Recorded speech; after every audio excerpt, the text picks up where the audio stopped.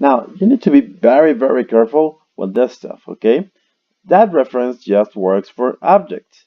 Whenever we have like integers or booleans or I don't know, double things, and you just write int lucky number equal 13, that actually lucky number contains the 13 you just wrote, okay?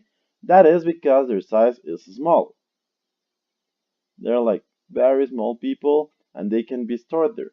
Objects are big, okay? But don't get confused. Strings are also very, very small, okay? Compared to a standard object, such like, I don't know, the rectangle class we just like work with. So strings are also very, very small, okay?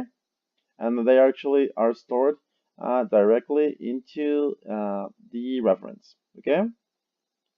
So, what happens here? There's like this nice diagram that actually tells us what's happening. Okay, the first step is that you create a lucky number of the type integer. Okay, and you assign a 13 to it.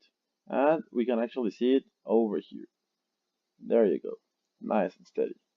Now we're creating another variable that's called lucky number 2, and we're going to tell it whatever is an lucky number, you're gonna reassign it to lucky number 2. And that's actually what's happening here. There's a little arrow that sends whatever the content of lucky number 1 is, goes to lucky number 2.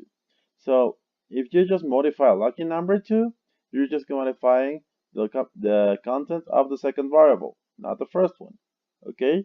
So you need to check this very, very carefully. So watch out.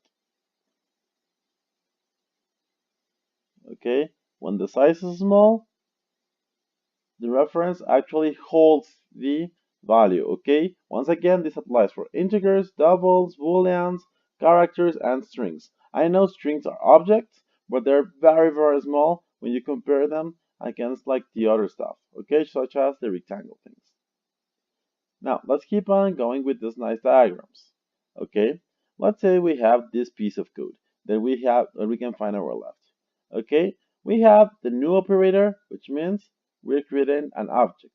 And that object has a constructor that's locating it in the x, in the 5 and an x and 10 from y position, and it has 20 of width and 30 of height.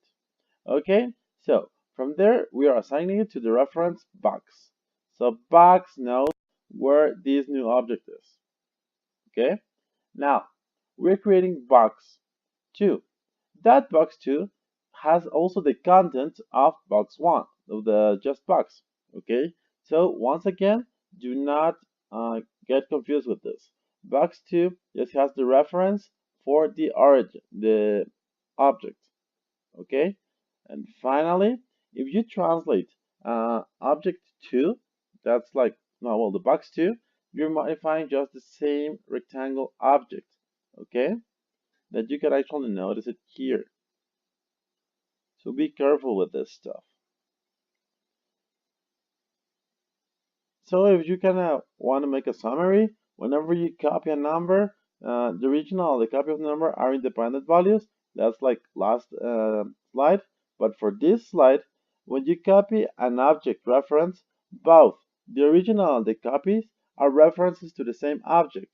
Okay? And that is exactly what you're seeing in step 3. Okay? So remember this and keep this into your heart.